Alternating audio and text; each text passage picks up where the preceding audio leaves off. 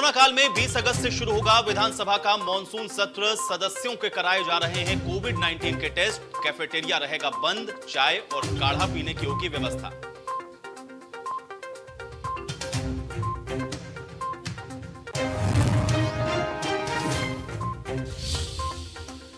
अयोध्या में भव्य रामलीला की तैयारी। बॉलीवुड एक्टर शहबाज खान बनेंगे रावण। बीजेपी सांसद भी मंच पर आएंगे नजर। दशहरे पर सजाई जाएगी अयोध्या।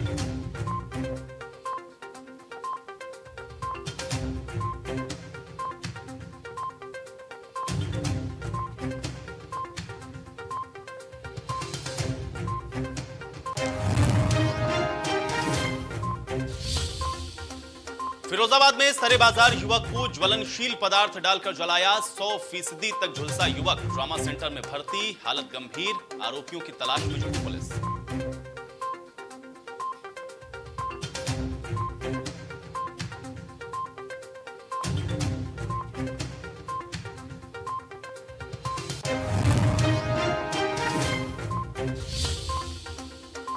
जालौन में दो पक्षों के बीच जमकर चले लाठी डंडे। दीवार बनाने को लेकर हुआ विवाद। मारपीट में 10 लोग हुए घायल।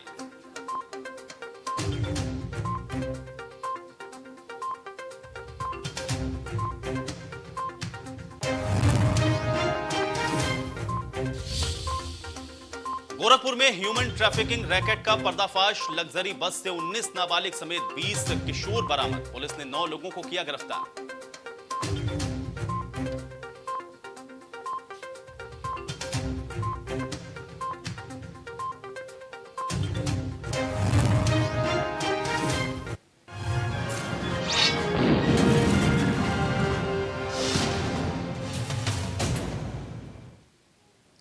नमस्कार, आप देख रहे हैं प्रदेश का सबसे भरोसेमंद news channel India news Uttar Pradesh Uttarakhand. और बड़ी बहस के साथ मैं हूं आपके साथ आयुष चित्रांश। उत्तर प्रदेश में सीए और एनआरसी के खिलाफ हुए हिंसक प्रदर्शन के बाद जो वसूली की कार्रवाई योगी सरकार की ओर से की गई, उसे योगी मॉडल के नाम से चर्चा मिली है। अब उत्तर प्रदेश की सरकार ने उपद्रवियों के खिलाफ एक्शन लेने के लिए एक और बड़ा कदम उठा लिया है।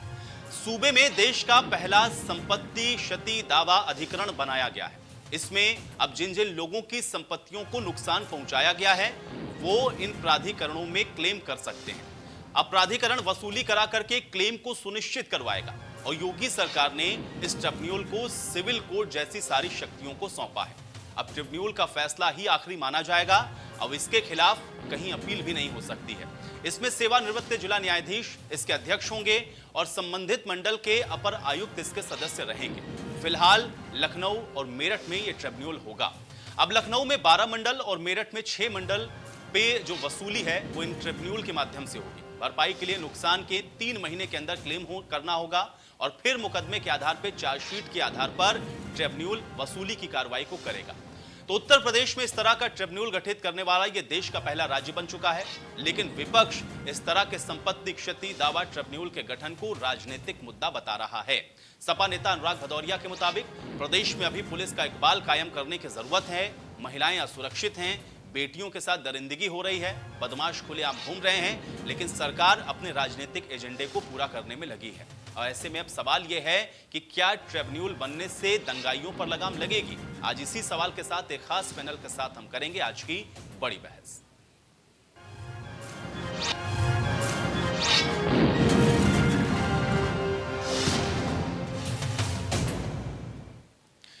तो बड़ी बहस में अपने मेहमानों के साथ हम आज की चर्चा की शुरुआत करें, लेकिन उससे पहले आइए आपको सुनवाते हैं कि सपा नेता अनुराग भदौरिया ने इस ट्रिब्यूनल को लेकर के क्या कुछ कहा।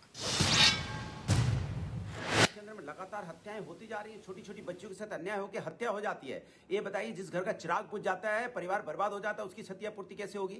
छोटी बच्ची के साथ अन्याय होकर हत्या हो जाती है, उसकी क्षतिपूर्ति कैसे होगी? इसके बारे में सरकार को अपना पुलिस का इकबाल मजबूत करना चाहिए, सरकार का प्रशासन का इकबाल मजबूत होना चाहिए, सरकार मजबूत होनी चाहिए। इस पे काम कीजिए योगी जी, ये ज्यादा जरूरी है। ये संपत्ति क्षति अधिकरण ये बनता रहेगा, ये बनता रहेगा, ये आपका राजनीतिक एजेंडा हो सकता है, लेकिन व्यक्ति विशेष का जिंदा रहना ज्यादा जरूरी है। बच्चियों के साथ अन्याय हो रहा है, उसको रोकना आपको ज्यादा जरूरी है। इसलिए पुलिस का इकबाल पैदा कीजिए, बच्चियों के साथ अन्याय ना हो पाए, बच्चियों की हत्या ना हो पाए, इसको रोकिए, इसके लिए कुछ काम कीजिए तो ज्यादा जरूरी होगा। इस पे आप समय दीजिए कि हत्याएं उत्तर प्रदेश के अंदर रुके, बच्चियों पे अन्याय रुके, तब जाके समाज के अंदर में शांति आएगी। इस पे काम करे सरकार तो ज्यादा अच्छा है। राजनीतिक मुद्दों को सरकार से अभी कुछ दिन के लिए दूर रह के अपराध उत्तर प्रदेश के अंदर रोकना चाहिए।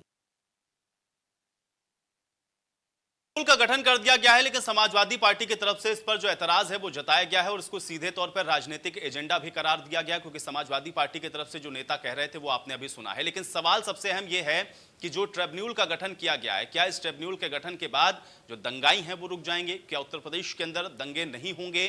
और जिस तरीके से इस ट्रिब्यूनल का गठन किया गया है, इसकी सार्थकता क्या है और इसका आगे आने वाले भविष्य में क्या परिणाम देखने को मिलेगा? ये सारी ऐसी चीजें हैं जो कि अपने आप में बहुत महत्वपूर्ण हो जाता है। तो कुल मिलाकर के अब इस ट्रिब्यूनल का गठन किया गया है। इस ट्रिब्यूनल को किस तरीके से देखा जाए और इस ट्रिब्यूनल की क्या आगे आने वाले भविष्य में जो इसके इंपैक्ट हैं वो देखने को मिलेंगे, और इसको लेकर के जो राजनीतिक बात कही गई है, आज इन्हीं सारे विषयों पर चर्चा करेंगे। फिलहाल एक मेहमान मेरे साथ जुड़ चुके हैं, उन्हीं के साथ इस चर्चा की आज शुरुआत करते हैं। सुनील भराला जी हमारे साथ जुड़े हुए हैं, अध्यक्ष हैं श्रम कल्याण परिषद के। सुनील भराला जी, आपका बहुत स्वागत सबसे पहले इस चर्चा में। सुनील भराला जी, मैं आपसे यह जानना चाहूंगा कि जो ये दो ट्रिब्यूनल का गठन किया गया, जो कि एक मेरठ के अंदर और एक लखनऊ के अंदर होगा, इसको कैसे देखा जाए और क्या इससे हम ये मान के चलें कि भविष्य में जो दंगाई हैं वो नहीं दंगा करेंगे और दंगे पर रोकथाम लगती हुई नजर आएगी आगे आने वाले भविष्य में?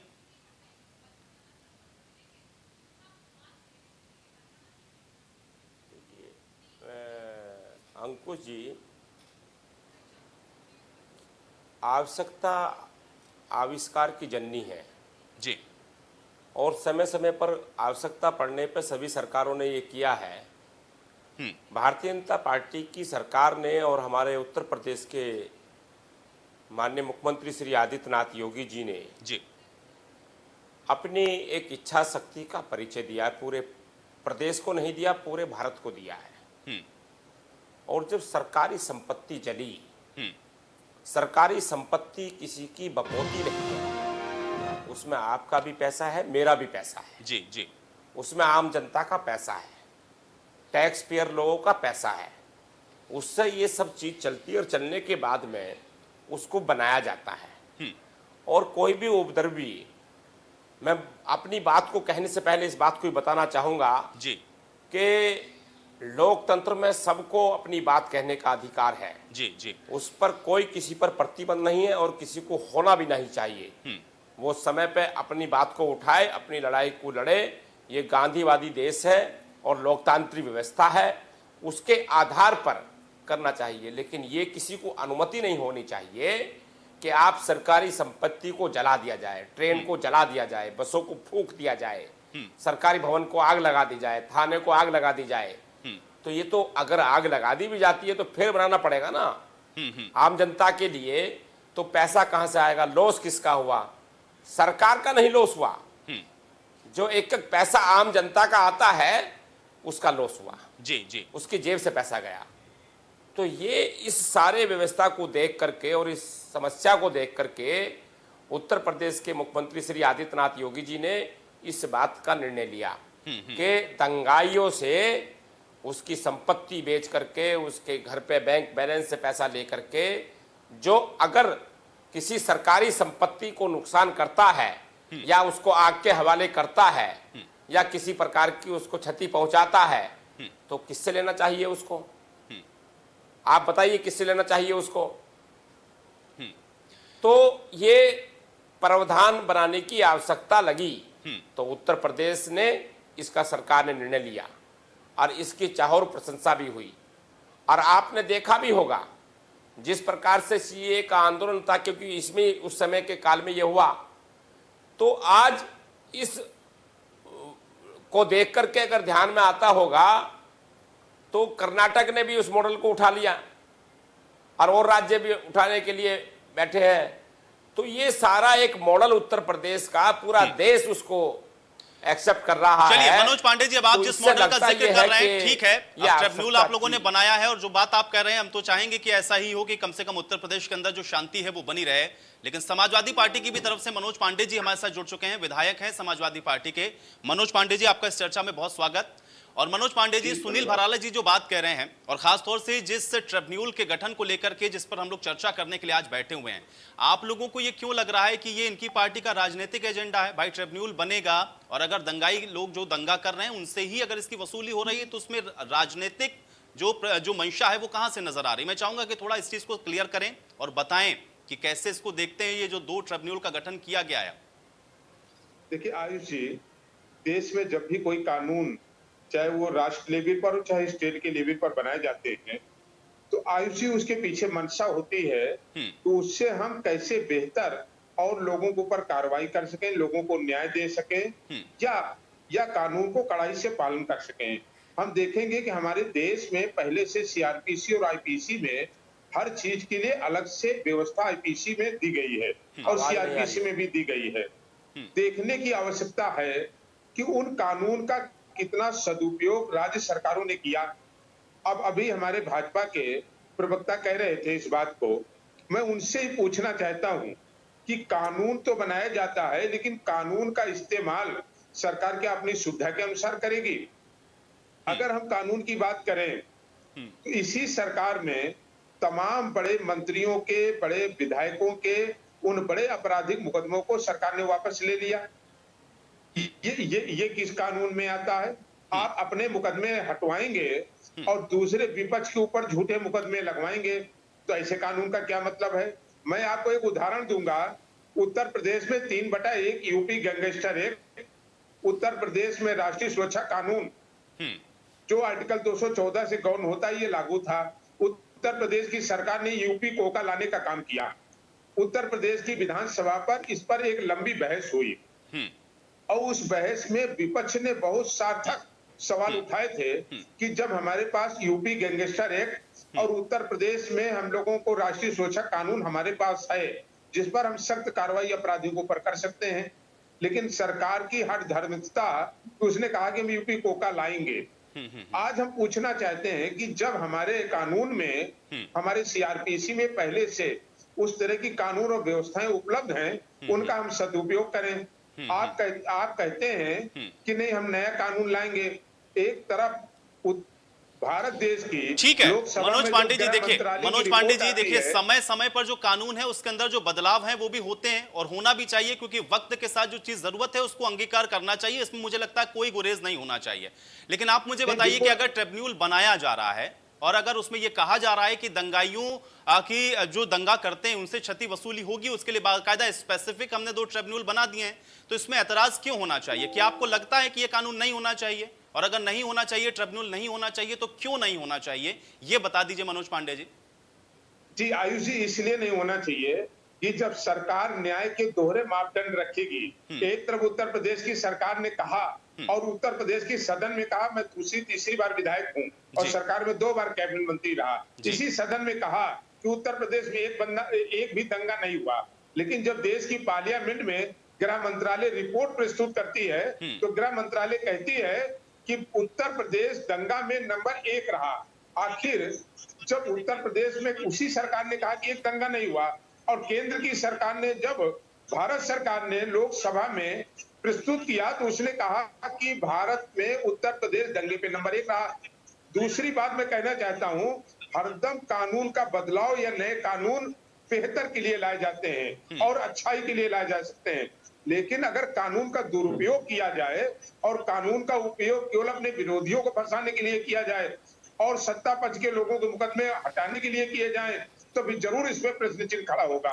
ठीक है, मैं इसका जवाब ले लेता हूं। सुनील भराला जी हमारे साथ मौजूद है। सुनील जी, देखिए यही मंशा और इसी को लेकर के सवाल, और ये भी कहा जा रहा है कि दोहरे मापदंड है और पहले से जो कानून है वही इंप्लीमेंट नहीं करवा पा रहे, नए ट्रिब्यूनल से क्या हासिल हो जाएगा? सुनील भराला जी जवाब दीजिए मनोज जी को।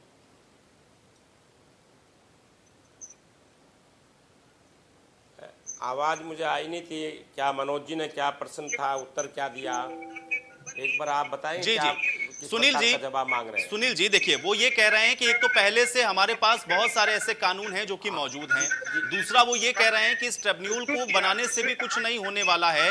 दरअसल आप लोग दोहरा मापदंड अपनाते हैं। आप लोगों के अपने कई मंत्रियों का वो जिक्र कर रहे थे, कई नेताओं का जिक्र कर रहे थे, कह रहे हैं उनके ऊपर जो तमाम मुकदमे थे वो आप लोग वापस ले लेते हैं। दूसरी तरफ कहते हैं कि हम नया ट्रिब्यूनल बना रहे हैं, कार्रवाई करेंगे हम उन लोगों पे जो कि दंगा करते हैं। और दंगा की भी रिपोर्ट को लेकर कह रहे हैं कि गृह मंत्रालय की तरफ से कहा गया कि दंगाइयों में नंबर 1 रहा उत्तर प्रदेश। कितने दंगे हुए उत्तर प्रदेश के अंदर, तो इस तरीके के ट्रिब्यूनल का कोई औचित्य नहीं है। जो पुराने कानून है उसी से काम चलाना चाहिए आप लोग को। बात यह कि उसको एग्जीक्यूट कराएं आप लोग। सुनील भराला जी जवाब दीजिए। आयुष जी, मनोज पांडे जी समाजवादी पार्टी के वरिष्ठ हैं। मैं उनको स्मरण ये कराना चाहूंगा पहले तो कि ज्यादा लंबी बात भी नहीं है। अभी मात्र 4 वर्ष पूर्व बात है, भूले भी नहीं होंगे अभी। तो आप देखिएगा इसको, क्योंकि आपने भी अपने टेलीविजन के माध्यम से पूरे भारत को दिखाया था, पूरे देश को दिखाया गया था, जहां दोहरे मापदंडों की बात करते हैं और जहां हमारी सरकार पर ये आरोप लगा रहे हैं कि हम मुकदमे वापस लेते हैं। मुकदमे वापस लेने का प्रावधान सरकारों को है, उनका अधिकार है। मुकदमे अगर किसी पे लगाए गए हैं, षड्यंत्र के तहत मुकदमे अगर दर्ज किए गए हैं, तो उन मुकदमों का पुनर्विचार करने का एक्ट में भी है। आपने देखा होगा सीआरपीसी में भी है, और सीआरपीसी के आधार पर भी मुकदमे वापस होते हैं। काम तो ये जो पुलिस प्रशासनिक अधिकारी बैठे हैं उनका है। उसमें वो धारा सीआरपीसी एक्ट में जाते हैं और मुकदमे की पुनर्जांच होती है। अगर किसी सरकार ने गलत दुर्भावना से लगा दिया तो वो उसको वापस करती है, लेकिन वो अपना काम करना भूल जाते हैं। मैं इसको कहना चूकता नहीं, अधिकारी उस बात से बचते हैं हमेशा। लेकिन मैं आपको बताना चाहूंगा कि इनकी सरकार का जो कारनामा था, ये तो आतंकवादियों के मुकदमे वापस ले रहे थे। भारतीय जनता पार्टी ने सदन में उठाया था उस मुद्दे को कि ये आतंकवादियों के मुकदमे वापस ले रहे हैं, गंभीर धाराओं को ये छेड़छाड़ कर रहे हैं। तो आप इनसे पूछ के देखिए कि जहां ये मुकदमे की बात करते हैं, दोहरे मापदंड की बात करते हैं, भारतीय जनता पार्टी का एक ही मापदंड है, उत्तर प्रदेश का विकास, देश का विकास। हमारा ये मापदंड है और सबको न्याय मिले और कोई भी पीड़ित ना हो प्रदेश के अंदर, राम राज्य की कल्पना हो, ये हमारा मापदंड है। मापदंड तो इनको बदलने पड़ते हैं अपने। ये कभी टोपी लगा के बात करते हैं और कभी किसी प्रकार की बात करते हैं, मापदंड ये बदलते हैं। हम लोग कभी अपने मापदंड हमने नहीं बदले। हमारा जो एक सिस्टम है, हमारे जो एक जनसंघ काल से लेकर के आज तक जो हमारे मुद्दे हैं, हम उस पर अड़िग रहे और उनके आधार पर हमने राजनीति की है विकास के आधार पर। देश के राष्ट्र को हमने सर्वोपरि मान करके किया है। धर्म और जाति के आधार पर राजनीति हमने नहीं की है, ना हम करते, हमारी सरकार नहीं करती, हमारा कोई नेता नहीं करता। इस बात को भारतीय जनता पार्टी जो है डंके की चोट पे कहती है इस बात को। लेकिन जो जिस प्रकार से करता है तो उनको ये कहने का अधिकार नहीं होना चाहिए कि दोहरे मापदंड है और जो है कानून को बनाने की आवश्यकता नहीं थी। आज कानून को बनाने की सुनील भराला जी, आरोप तो ये भी है समाजवादी पार्टी का कि ये सब आप लोग अपने राजनीतिक एजेंडे के लिए भी कर रहे हैं। ये आपका राजनीतिक एजेंडा भी है, आप लोग जो मुख्य चीज है उस पर काम नहीं कर रहे हैं। ये भी कह रहे हैं कि देखिए प्रदेश के अंदर अपराध बढ़ रहा है, महिलाएं सुरक्षित नहीं हैं, बेटियां सुरक्षित नहीं हैं, और आप लोग ट्रिब्यूनल का गठन कर रहे हैं, अपना राजनीतिक एजेंडा कहीं ना कहीं साध रहे हैं। इसका भी जवाब दीजिए सुनील भराला जी। देखिए आयुष जी, राजनीतिक एजेंडे जो होते हैं, राजनीतिक एजेंडे, ये राजनीतिक एजेंडों के चश्मों से देख रहे हैं इसको, जनता के हित में नहीं देख रहे हैं ये। मान लो आज अगर दंगाई किसी गाड़ी में आग लगा देते हैं और उसमें जनता बैठी हुई है, सवारी बैठी हुई है, या कोई किसी प्रकार का मरीज बैठा हुआ है, या वो एम्बुलेंस आ रही है और वो जा नहीं रही थी, वहां रोड जाम है, दंगा हो रहा है, तो कैसे बचाओगे किसी को प्राण? सबको प्राण बचाने की पहली प्राथमिकता हमारी है, हमारी सरकार की है। तो इसको राजनीतिक एजेंडे का रूप बता रहे हैं तो जनता तो मूर्ख है बिल्कुल। ये जनता बिल्कुल समझ नहीं रही, ना जनता सोच रही है। अगर ये राजनीतिक एजेंडा होता तो जनता इनके साथ सड़क पर उतर जाती।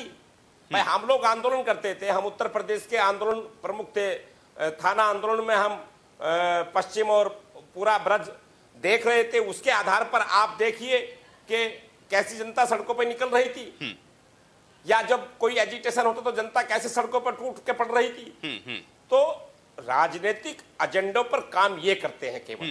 नहीं तो सुनील भराला जी क्या ये मान लिया जाए, क्योंकि मनोज पांडे जी ने अभी इसी चर्चा के बीच में भी एक बात का और जिक्र किया, क्योंकि अब तो आप लोगों ने ट्रिब्यूनल का गठन किया कि जो दंगाई हैं भाई उनसे ही क्षति वसूली करेंगे आप लोग, अच्छी बात है, होना चाहिए। लेकिन वो तो ये भी कह रहे थे, क्योंकि आप लोग कहते हैं कि आपकी सरकार में दंगे नहीं हुए और गृह मंत्रालय की रिपोर्ट ये कहती है कि सर्वाधिक दंगे उत्तर प्रदेश के अंदर हुए। क्या ये मान लिया जाए कि दंगे ज्यादा हो रहे हैं या दंगे ज्यादा हुए, इस वजह से भी ट्रिब्यूनल के गठन की आवश्यकता पड़ी? तो कहीं ना कहीं मनोज पांडे जी जो बात कह रहे हैं वो सही है। सुनील भराला जी,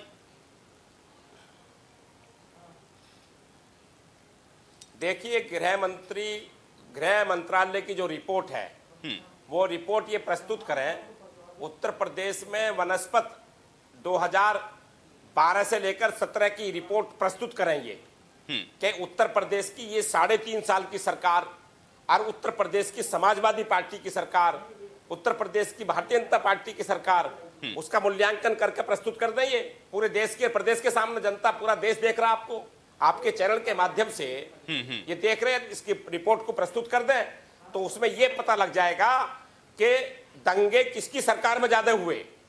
ये भाजपा की सरकार में उत्तर प्रदेश में दंगे ज्यादा हुए या फिर समाजवादी पार्टी की सरकार में दंगे ज्यादा हुए।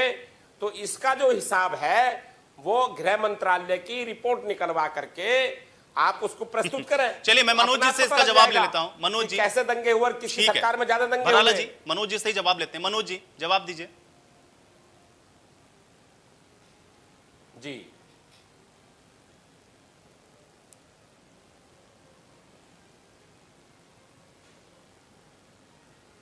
देश सहित देश की जनता जो है वो कहीं ना कहीं इनके नारों के भ्रम में आई और इनको समर्थन दिया और ये बहुत प्रचंड बहुमत से उत्तर प्रदेश और देश में आए। आज हम एक बड़ा सवाल ये करना चाहते हैं, ये मैं नहीं कह रहा हूँ, देश की क्राइम रिपोर्ट ब्यूरो ये कह रही है, और जो ये रिपोर्ट भाई ये 1 तारीख की रिपोर्ट है, देश में बाल अपराध में उत्तर प्रदेश नंबर 1 पर, महिलाओं और बेटियों के साथ यौन अत्याचार में और अपराध में उत्तर प्रदेश नंबर 1 पे, जघन्य अपराध लूट छिनौती में उत्तर प्रदेश नंबर 1 पर, दंगे पर भारत के गृह मंत्री की दी गई रिपोर्ट पर उत्तर प्रदेश नंबर 1 पर। इनके पास वो कौन सी मशीन है, वो मशीन आज तक मैं ढूंढ रहा हूँ, मिल नहीं पाई, नहीं हम लोग भी लेना चाहते हैं, जिसमें एक तरफ तो डाला जाता है गुंडा और अपराधी, दूसरी तरफ से जब वो निकलता है तो वो साधु और संत बन करके निकलता है। 2012 से 17 तक ये रिकॉर्डेड बात मैं कह रहा हूँ, 19 जगह पर भारतीय जनता पार्टी के लोगों ने ट्रेन पे तोड़-फोड़ किया, बसों को ऊपर तोड़-फोड़ किया, सरकारी कार्यालयों पर तोड़-फोड़ किया, नेशनल हाईवे को जाम किया, कई प्राइवेट गाड़ियों को तोड़-फोड़ किया। इसका मुकदमा विभिन्न भारतीय जनता पार्टी के नेताओं के ऊपर उत्तर प्रदेश के विभिन्न थानों में दर्ज हुआ। आज ये बात नैतिकता की कर रहे हैं, आज ये कह रहे हैं कि दंगा कोई करेगा हम उससे वसूली करेंगे। तो हम इससे पूछना चाहते हैं जो 1900 मुकदमे भारतीय जनता पार्टी के नेताओं के ऊपर दर्ज था। बिल्कुल, लेकिन मनोज जी देखिए, इस बात से तो ये बात तो जस्टिफाई नहीं होती ना। ठीक है मनोज पांडे जी देखिए, इस बात से ये बात तो जस्टिफाई नहीं होगी ना भाई। जो दंगाई है, जिसने दंगा किया है, तो वसूली तो होनी चाहिए, इसमें क्या ऐतराज है? अगर इनकी पार्टी के नेता भी शामिल है तो उनसे भी होना चाहिए। लेकिन इसको ये कह देना कि ये राजनीतिक एजेंडा है, ऐसा क्यों कह रहे हैं? ट्रिब्यूनल होना चाहिए, जो दंगा कर रहा है उसी से वसूली करिए, ये तो बेहतर बात है, आप लोगों को भी स्वागत करना चाहिए। बिल्कुल, इनके नेता भी शामिल है तो उन पर भी होनी चाहिए कार्रवाई, ये कह सकते हैं। लेकिन राजनीतिक एजेंडा क्यों हो गया?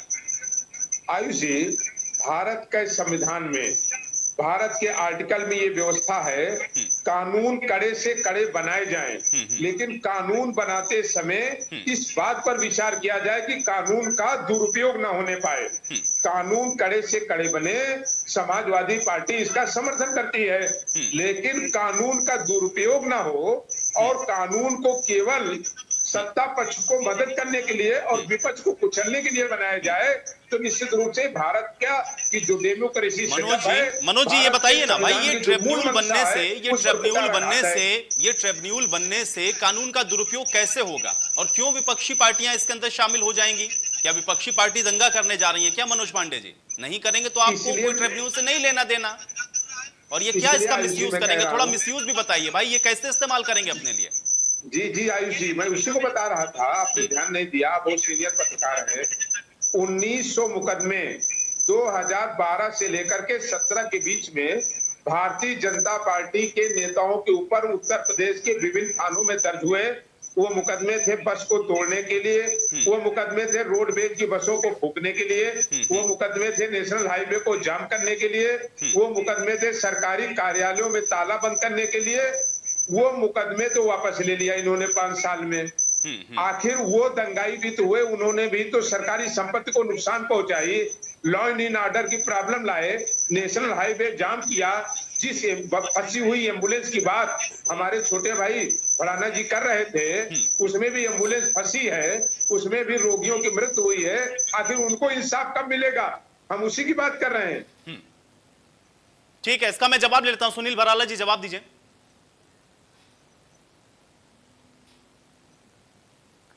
देखिए, जहां मुकदमों की बात करी कि इन्होंने एक आंकड़ा बताया मनोज पांडे जी ने कि ये इस प्रकार के मुकदमे पंजीकृत समाजवादी पार्टी की सरकार में 2012 से लेकर के और 17 तक पंजीकृत हुए, उन मुकदमे की व्याख्या आप निकलवा करके देख सकते हैं, पूरे देश के सामने प्रस्तुत कर सकते हैं कि आपकी दुर्भावना, अगर मान लो किसी प्रकार का कोई आंदोलन चल रहा, शांतिपूर्वक आंदोलन चल रहा, गैर जिम्मेदाराना बयान दे रहे हैं, आपको जानकारी नहीं है, मेरे पास जानकारी है और उसके बाद घर पे जाने के बाद मैं यहाँ पर चुनौती देता हूँ कि मैं साबित कर दूंगा। धाराओं में मुकदमे, गंभीर धाराओं में मुकदमे लिख दिए गए। ऐसे मुकदमों पर विचार करना तो आवश्यक हो जाता है, लेकिन जहां ये बात कर रहे हैं कि नहीं, लेकिन सुनील भराला जी देखिए भाई, कानून तो सबके लिए बराबर होगा। सुनील भराला जी देखिए, कानून तो सबके लिए बराबर होगा, चाहे वो सुनील भराला हो, मनोज पांडे हो, आयुष चित्रांश हो, कोई भी हो। अगर कानून तोड़ेंगे तो कानून सबके लिए बराबर होना चाहिए। अगर आप लोगों के नेताओं के ऊपर यह सवाल उठ रहा हो कि उनके ऊपर इस तरीके के मुकदमे थे और अगर वो वापस ले लें और फिर कहें कि हम ट्रिब्यूनल बनाएंगे, तो भाई विपक्ष को मौका आप ही दे रहे हैं कि सवाल खड़ा करे आपकी मंशा के ऊपर। सुनील भराला जी नहीं, हम आयुष जी अभी पूरी बात का विषय को मैं बताना चाह रहा था जी कि आप उस मुकदमों के पूरा इतिहास निकाल करके, यानी कि 2012 से 17 का इनकी सरकार में कितने मुकदमे वापस हुए, उसका पूरा रिकॉर्ड मंगा करके और ये देखा जाए कि किस पर से मुकदमे वापस किए इन्होंने और किस किस प्रकार की श्रेणी की मुकदमों की, आप उसका एक बार दिखवा लीजिए तो सारे देश के सामने प्रस्तुत हो जाएगी वो चीजें। और उत्तर प्रदेश सरकार, ये तो अंतर होना ही चाहिए भाई। सुनील भराला जी, आप भारतीय जनता पार्टी से हैं, वो समाजवादी पार्टी से हैं, अब आप वो जिस लाइन पे चल रहे हैं उस लाइन पर तो आप नहीं चलेंगे ना। और यही आप कह के सत्ता के अंदर आए कि आप इनसे बेहतर करेंगे, जनता ने इसीलिए आपको इतना प्रचंड बहुमत दिया। देखिए, आप तो इनसे कंपैरिजन करने का क्या तुक बनेगा? आप ये बताइए कि अगर आप लोगों के नेताओं के ऊपर अगर ऐसे मुकदमे रहे, जिसका जिक्र मनोज जी ने किया, वो तो चुनौती भी दे रहे हैं, कोई रिकॉर्ड नहीं है। वो तो सुनील भराला जी चुनौती भी दे रहे हैं आपको, वो तो कह रहे हैं कि उसको साबित भी कर देंगे कि वो थे मुकदमे, आप लोगों ने वापस लिए।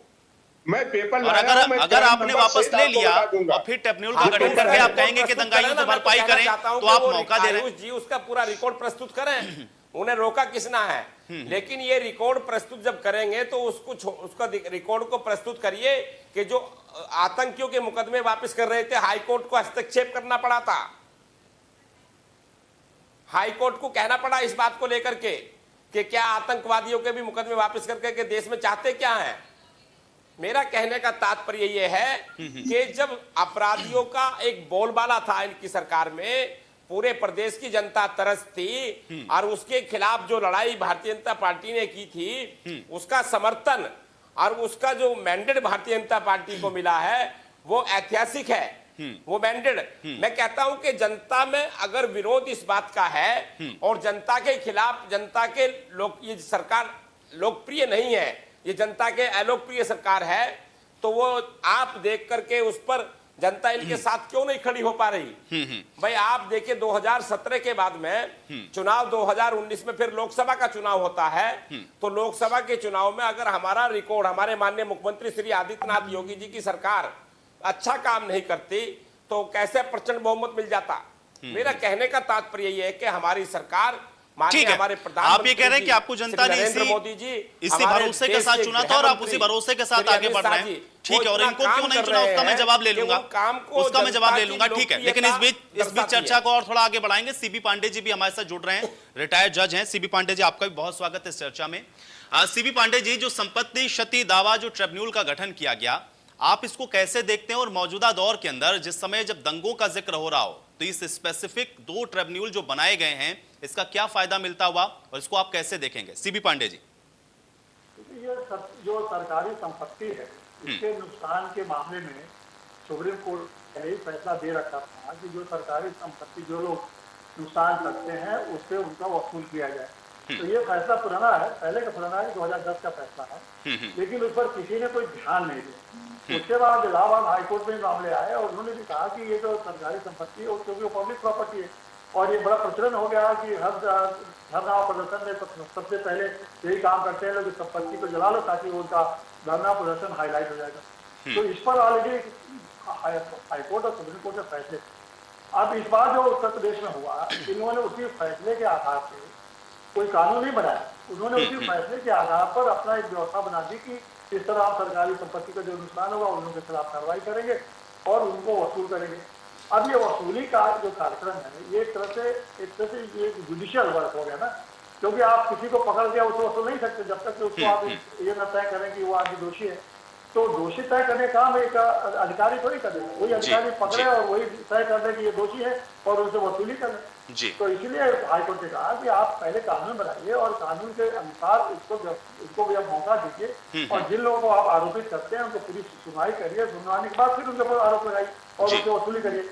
तो इसलिए इनके हाईकोर्ट ने इसे खारिज कर दिया था जब इन्होंने तमाम लोगों को नोटिस भेजा उत्तर प्रदेश की सरकार ने। तो आपने देखा होगा कि हाईकोर्ट ने सबको जितनी रिकवरी थी सबको खारिज कर दिया, कहा आपके पास इस तरह का कोई व्यवस्था है नहीं कि आप उनसे वसूली कर सके। तो सारे मामले खारिज हो गए। तो उसी निर्णय के परिप्रेक्ष्य में समझ लिया कि बिना ट्रिब्यूनल बनाए इनसे वसूली नहीं की जा सकती है। तो अब उस कानून के परिपालन में ट्रिब्यूनल की स्थापना हुई है और उसके आधार कार्रवाई होगी, उनको मौका मिलेगा, साबित करना पड़ेगा और तब उनसे वसूली की जाती है।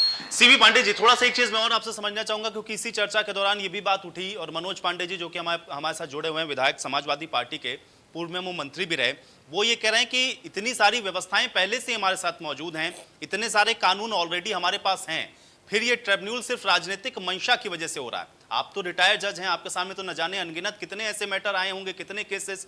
मुझे ये बताइए कि क्या वाकई में हमारे पास कानून था, वो एग्जीक्यूट नहीं हो पा रहा था, या ये ट्रिब्यूनल की ही आवश्यकता थी, इसके बिना जो संभव नहीं था कि दंगाई या फिर दंगे को रोका जा सके? इस वजह से मौजूदा दौर की व्यवस्थाओं को देखते हुए, आवश्यकता को देखते हुए, यह जरूरी था कि ट्रिब्यूनल बनाया जाए और शायद उसी का गठन अब किया गया योगी सरकार की तरफ से। सीबी पांडे जी, संपत्ति को देखिए, दो बात है। दंगा रोकने के लिए तो कानून बहुत है, दंगा रोकने के लिए तो ब्रिटिश जमाने से कानून है, दंगा रोकने की कभी कानून की कमी नहीं है। लेकिन संपत्ति, जो सरकारी संपत्ति के नुकसान की भरपाई के लिए इंडियन पेनल कोड में एक सेक्शन है 436, जिसमें आप किसी के प्रॉपर्टी को नुकसान कर देते हैं, तो किसी के प्रॉपर्टी, प्राइवेट प्रॉपर्टी हो, सरकारी संपत्ति हो, कोई भी प्रॉपर्टी, तो उसको नुकसान कर सकते हैं, तो उनके खिलाफ भी एक दंड का व्यवस्था है। लेकिन यहाँ वो बात नहीं है। यहाँ जो दंगा हुआ, दंगे के द्वारा जब आप संपत्ति का नुकसान करते हैं तो संपत्ति कितने की है, कितना इवेल्युएट किया जाए, करोड़ों की है कि लाख की है। अब पहला तो बात यह है ना कि इवेल्युएशन कैसे हो, 1 करोड़ की है कि 2 करोड़ की है, दंगे में आपने कितना नुकसान किया, इसकी क्या भूमिका है। इस तरह का कोई कानून अभी देश में नहीं है। सुप्रीम कोर्ट ने इसको कहा कि बनाइए कानून।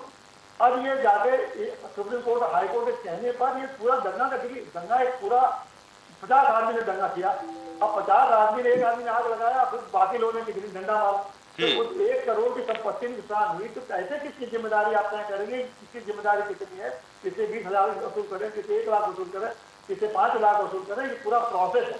तो उसमें पूरा प्रोसेस की पूरी प्रक्रिया होनी चाहिए, क्योंकि देश में जहाँ रूल ऑफ लॉ चलता है, बिना किसी कानून को किसी को आप जिम्मेदार नहीं ठहरा सकते जी। हैं। ये प्रिंसिपल है लॉ का, कॉन्स्टिट्यूशन का प्रिंसिपल है।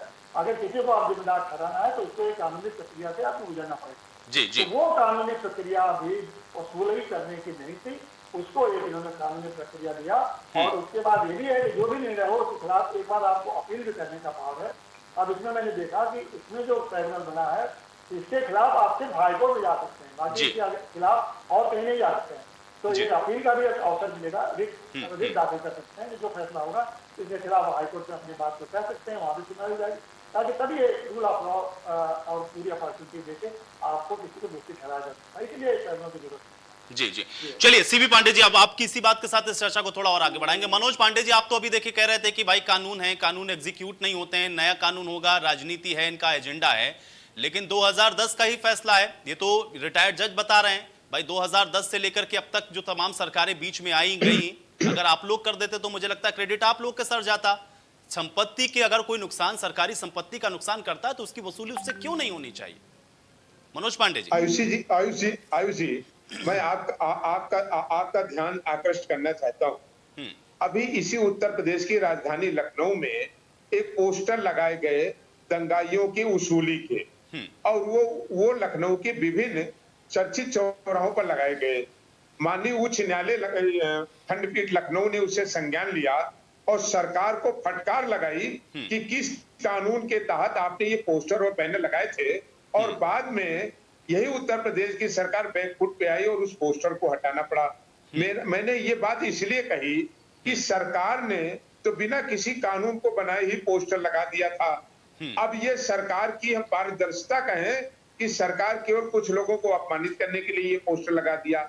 अभी हमारे सम्मानित पूर्व न्यायाधीश जी जो बात कह रहे थे, मैं उनकी काफी हद तक बात से सहमत हूं, और मैं अपनी उसी पुरानी बात को आगे बढ़ाते हुए कि कानून कड़े से कड़े बने, कानून का इम्प्लीमेंट ईमानदारी से हो, कानून का दुरुपयोग ना हो, कानून केवल विपक्ष को खत्म करने के लिए, विपक्ष को परेशान करने के लिए ना उपयोग हो।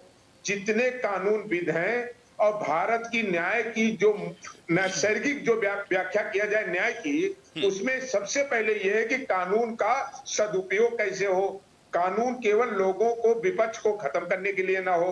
अभी तक के जो दृष्टांत आए हैं, मैं 3 उदाहरण आपको देना चाहता हूं। उत्तर प्रदेश में अगर हम देखें 6 महीने के बीच में जो 22 इनकाउंटर्स हुए, वो इनकाउंटर पर आज सवाल उठ रहे हैं। उनमें आप देखें दुर्दांत अपराधी, उनको सरकार कहती है कि इनका जुडिशियल ट्रायल होगा और माननीय न्यायालय जो निर्णय करेगी उस पर इनको सजा दी जाएगी। एक तरफ एक जात विशेष के लोगों को पकड़कर मार दिया जा रहा है। तो आज इस पर उंगली मैं नहीं उठा रहा हूं, ये उंगली उत्तर प्रदेश और देश में आज उठ रही है। जब कानून का कहीं दुरुपयोग होता है तो समाज, डेमोक्रेसी है, आप किसी को बोलने से नहीं रोक सकते, अपनी अभिव्यक्ति का सबको अधिकार है।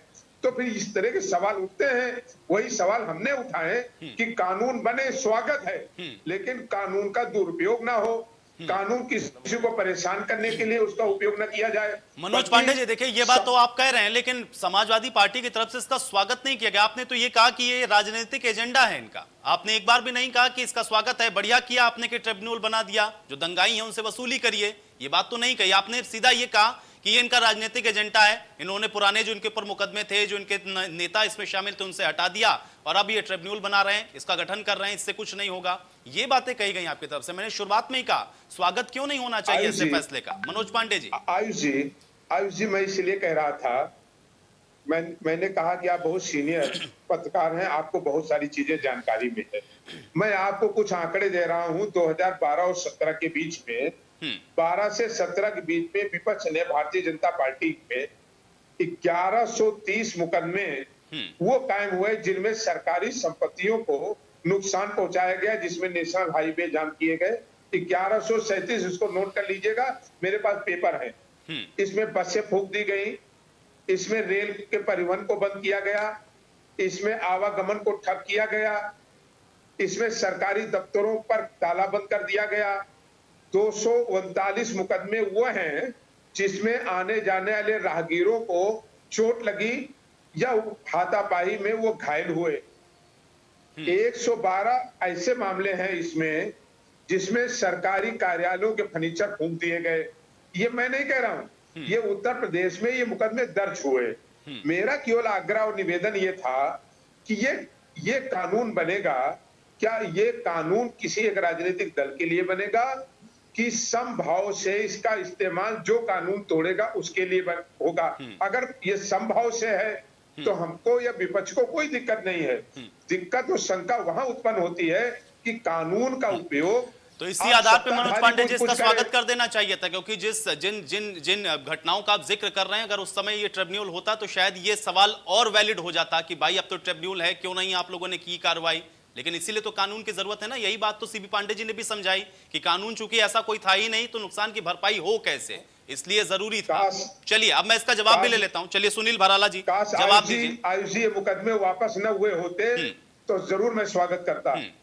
चलिए मैं जवाब ले लेता हूं। सुनील भराला जी हैं हमारे साथ। सुनील जी जवाब दीजिए।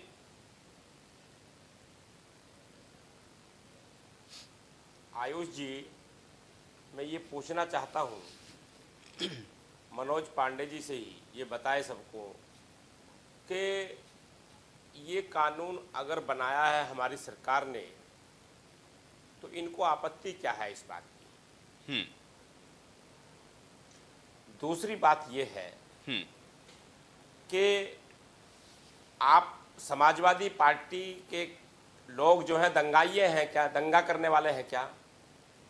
अगर इनका विरोध कारण क्या है इस बात का, जब ये कानून उन लोगों के लिए पहले से ही है? अभी हमारे पूर्व अपने न्यायाधीश महोदय ने बता दिया और उसका उल्लेख भी कर दिया, स्पष्ट बता दिया कि ये पहले से व्यवस्था और डायरेक्शन भी है। और ये अब अगर उत्तर प्रदेश के माननीय मुख्यमंत्री श्री आदित्यनाथ योगी जी इसको क्रियान्वयन करने में लग गए हैं, उनको आवश्यकता लग रही है कि राज्य में होना चाहिए, ऐसी स्थिति बन सकती है, तो उस स्थिति से निपटने के लिए एक कानून जिसका खौफ होना चाहिए कि कोई सरकारी संपत्ति ना जला दे, कोई आकर के बसें ना फूंक दे, ट्रेन ना जला दे, तो आप ये देखिए कि अगर इस प्रकार की कोई चीज़ों के लिए कानून है, वो किसी व्यक्ति विशेष के लिए तो है नहीं, वो मात्र उसमें परिभाषा अगर किसी प्रकार से ये की गई हो कानून में कि समाजवादी पार्टी के लोगों के लिए कानून बनाया गया है ये, तो इसका ये विरोध करना चाहिए इनको। जब ये विषय ही नहीं है और विषय ये जनहित का है, ये जनता के टैक्स से पैसे वाला जो जिनको जलाने की लोग सोच बनाते हैं, जो भी लोग दंगाइये हैं वे लोग ऐसे, वो उनके लिए लागू है। तो मेरी समझ में ये आता है और मैं इनको भी समझाना चाहूंगा कि ऐसे विरोध की राजनीति करनी चाहिए, लेकिन जनता के मुद्दों पर आधारित राजनीति को तोड़ सुनील भराला जी, मनोज जी बार बार अपने ऐतराज को जता रहे हैं। वो ये कह रहे हैं कि भला किसका है, एक तो मंशा पर सवाल उठा रहे हैं, वो ये कह रहे हैं कि विपक्ष को दबाने के लिए या इसका इस्तेमाल बेजा नहीं होगा, ये कौन तय करेगा। दूसरा वो ये भी कह रहे हैं 1100 समथिंग कोई आंकड़ा वो दे रहे थे, अगर इतने लोग थे तो उसमें से सारे मुकदमे वापस आप लोगों ने क्यों ले लिए? भाई ट्रिब्यूनल बना लेते, उसके बाद हो जाता, दूध का दूध और पानी का पानी। अब आप लोगों ने वापस ले लिया, आप ट्रिब्यूनल बनाएंगे तो विपक्ष को मौका दे रहे हैं आप लोग। इन दोनों ही सवालों का जवाब चाह रहे हैं मनोज जी आपसे बार बार। मैंने उसको बोल दिया, बिल्कुल स्पष्ट रूप से कहा है कि 2012 से और 17 में और हमारे अपने बैठे हैं जो न्यायपालिका के न्यायमूर्ति हैं, उन्होंने न्याय किए हैं। हाई कोर्ट को और सुप्रीम कोर्ट को हस्तक्षेप करना पड़ा था इस बात को लेकर के 2012 से, और इनकी सरकार के अंदर जब ये बात उठी कि आतंकवादियों के मुकदमे वापस लेंगे क्या, ये कौन सा कानून है, ये कौन सी दया है, ये कौन सा अधिकार है, हस्तक्षेप करना पड़ा था न्यायपालिका को। तो मैं कहना चाहूंगा कि ऐसी बात नहीं करनी चाहिए जिस पर आप जो है खिस्यानी बिल्ली खंबा नोचे वाली बात करें। आप मर्द की तरह शेर की तरह बात करो कि जनता के हित में हम काम करेंगे, जनता के हित की हम लड़ाई लड़ेंगे, जनता के मुद्दे पे हम सड़कों पे उतरेंगे। कौन रोकता है? लोकतांत्रिक अधिकार है, लड़ना चाहिए। मैं कहना चाहूंगा कि आपकी सरकार ने, आपका चेहरा बेनकाब हुआ था पूरे देश भर में जब हमारे माननीय न्यायपालिका ने किया था हस्तक्षेप। तो इससे बड़ी बात और क्या हो सकती है? इससे बड़ा और जवाब क्या हो सकता है? और कौन सा जवाब चाहिए? चलिए मैं इसका जवाब ले लूंगा, लेकिन देखिए, सीबी पांडे जी, विषय दो बातों का है। लोकतांत्रिक, जी जी सुनील जी कंप्लीट करें।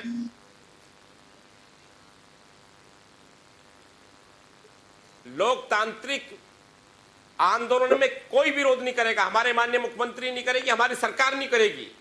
आप लोकतांत्रिक मूल्यों पर आधारित अपनी बात को रखने का अधिकार सबको है, लोग रखते हैं, आंदोलन करते हैं।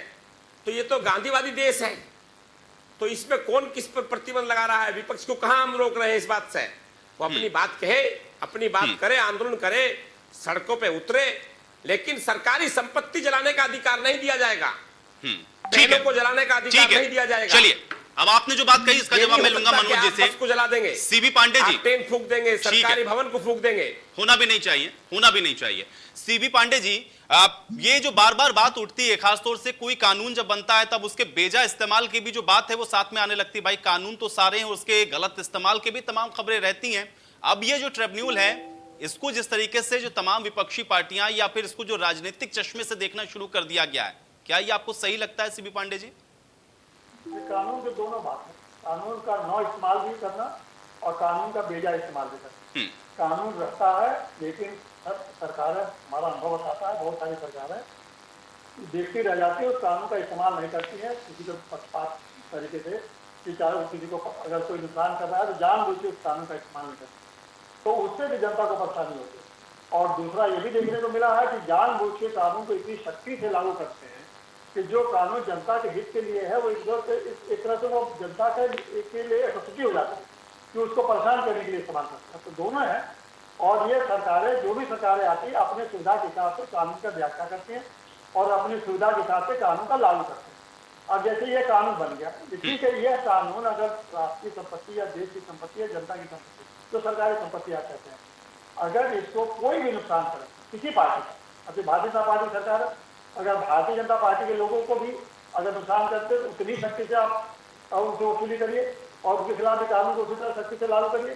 समाजवादी पार्टी के लोग करते हैं तो उतनी सख्ती से लागू करिए, और किसी कांग्रेस के भी करते हैं, चाहे बसपा करते हैं, जो भी पार्टी के लोग या जो लोग गैर राजनीतिक लोग भी जो अगर इसका इस्तेमाल करते हैं इसका, तो उसी तरह से सख्ती से इस्तेमाल करिए। बहुत से किसान आंदोलन ये आंदोलन होते रहते हैं, तो इस सबके साथ अगर बराबरी के साथ आप इस्तेमाल करेंगे तो वास्तव में उसका देश की जनता को फायदा मिलेगा और उसका भय देश में अब समाज में फैलेगा कि अगर हम सरकारी संपत्ति का नुकसान करेंगे तो हमारे वसूली की जाएगी।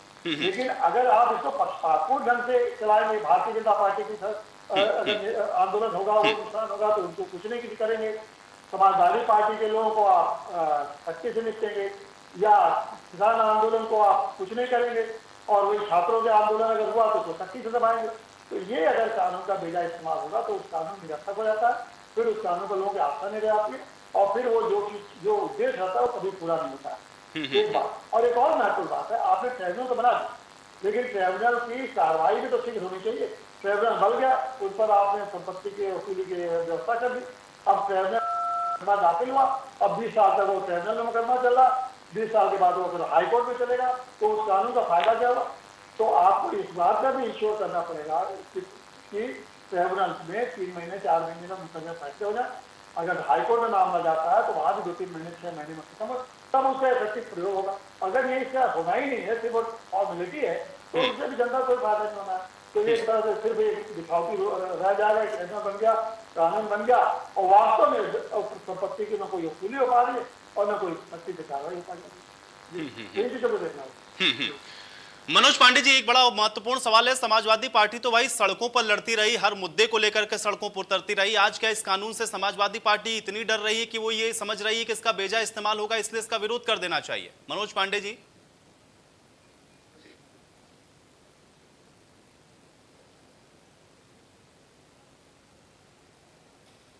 चलना चाहता हूं। उन्होंने बड़ा स्पष्ट कहा कि प्राय ये देखा गया है कि कानून का उपयोग कहीं ना कहीं जनता को प्रताड़ित करने के लिए, विपक्ष को नुकसान पहुंचाने के लिए और विपक्ष को अपमानित करने के लिए होता है।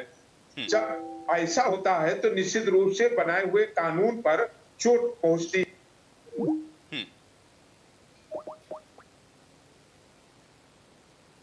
चलिए, मनोज जी से हमारा संपर्क नहीं हो पा रहा, कुछ तकनीकी समस्या। सुनील भराला जी आपके पास आ जाता हूं। सुनील जी देखिए, इसमें दोनों पक्ष हैं। सीबी पांडे जी ने दोनों पक्षों को यहां पर रखा, वो ये कह रहे हैं कि दोनों तरीके से होता है, उसका गलत इस्तेमाल भी होता है, सही भी होता है, और प्रायः देखा भी गया है कि ऐसा होता रहा है। तो अगर कानून का इकबाल कायम करना, भरोसा कायम करना है, तो यह सुनिश्चित भी आप लोगों को करना होगा कि उसका गलत इस्तेमाल ना हो, क्योंकि इसी की मंशा को लेकर के सवाल उठने शुरू हुए। सुनील जी।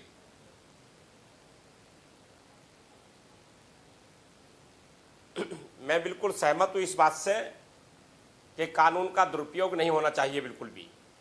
वो न्याय की एक मूर्ति के रूप में बनाए जाते हैं, और न्यायमूर्ति हमारे साथ में बैठे न्याय देने वाले लोग भी, जिन्होंने न्याय दिए हैं, न्याय किए होंगे, बहुत न्याय किए होंगे, लेकिन कानून के साथ में देखिए, जब तक किसी भी कानून का खौफ नहीं होगा किसी के अंदर भी, तो कोई भी व्यक्ति है वो उस पर नियंत्रण नहीं।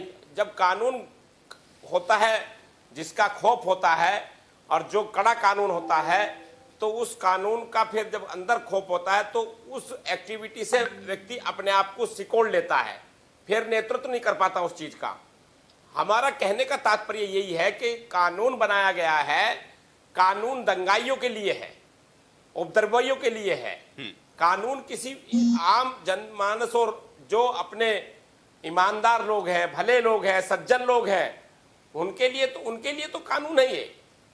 भाई जो फंस जाता है, जो परेशान हो जाता है, तो उस चीज से क्षति होती है।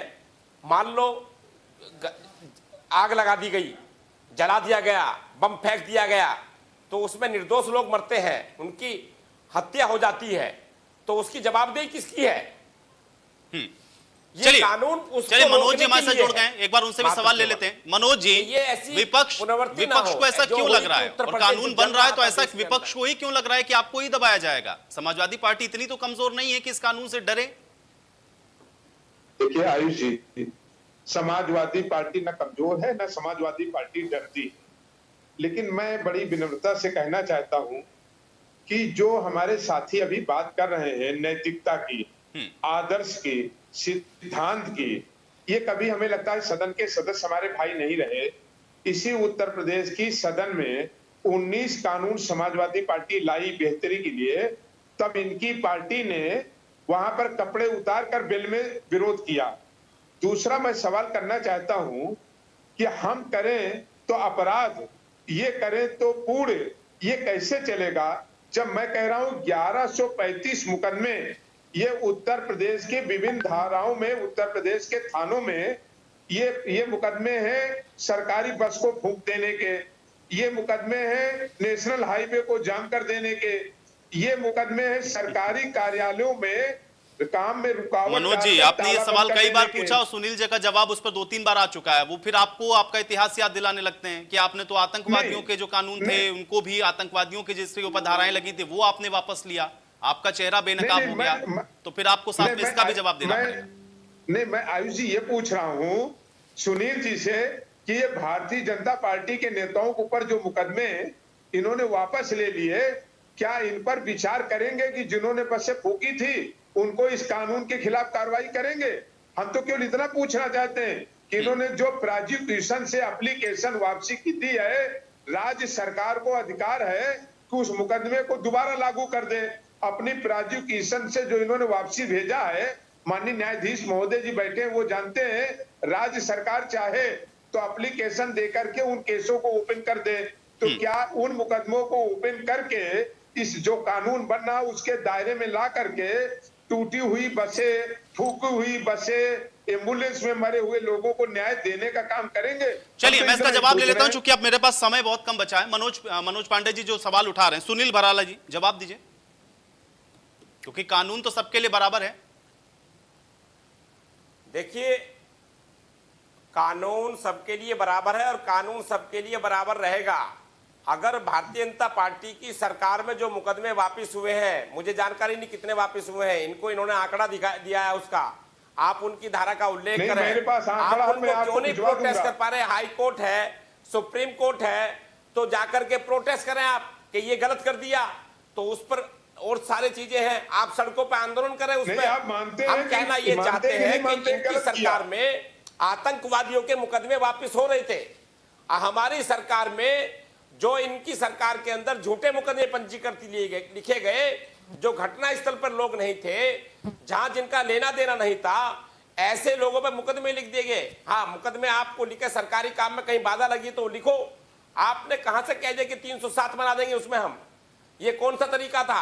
आपने केवल उत्पीड़न की भावना से और जो भारतीय जनता पार्टी के कार्यकर्ताओं को दमन करने की नियत से आपने मुकदमे लिख रहे थे, जनता पर मुकदमे लिख रहे थे, झूठे मुकदमे लिख रहे थे, अपराधियों को छोड़ रहे थे, अपराधियों में मुकदमे पंजीकृत नहीं हो रहे थे, अपराधी थानों में बैठ करके काम कर रहे थे, सीओ के स्थान पर अपराधी बैठे थे। आपकी सरकार का चेहरा पूरी जनता ने बेनकाब किया। जब वो जनता में बेनकाब हो चुका था, तो जब तंग आ चुकी थी समाजवादी पार्टी की नीतियों से और इनकी सरकार की जो कार्यशैली थी, उससे तंग होने के बाद में भारतीय जनता पार्टी को उत्तर प्रदेश की जनता ने ऐतिहासिक मैंडेट दिया था। इसीलिए दिया था कि इनकी सरकार से तंग उग चुके थे लोग। तो जब मैंडेट चलिए, मैंडेट मिला था और उस मैंडेट का सम्मान करते हुए आप लोगों ने नए ट्रिब्यूनल का गठन किया और हम उम्मीद ये कर सकते हैं कि भराला जी, आप जो बात यहाँ पे कह रहे हैं, कम से कम ऐसी जो स्थितियां हैं वो ग्राउंड पर भी देखने को मिले और जो न्याय है वो लोगों को मिले और जो संपत्ति का जो क्षति कर रहे हैं उनसे ही भरपाई हो। आप सभी लोग का बहुत शुक्रिया समय निकालने के लिए, चर्चा का हिस्सा बनने के लिए। तो हालांकि अब नए ट्रिब्यूनल का गठन किया गया है, लेकिन आने वाले समय में इस ट्रिब्यूनल का फायदा किस प्रकार से मिलता है और क्या वाकई में अब इसके बाद जो दंगे हैं वो उत्तर प्रदेश के अंदर रुकेंगे, ये भविष्य के गर्त में ही है। आज बड़ी बहस में मेरे साथ फिलहाल इतना ही।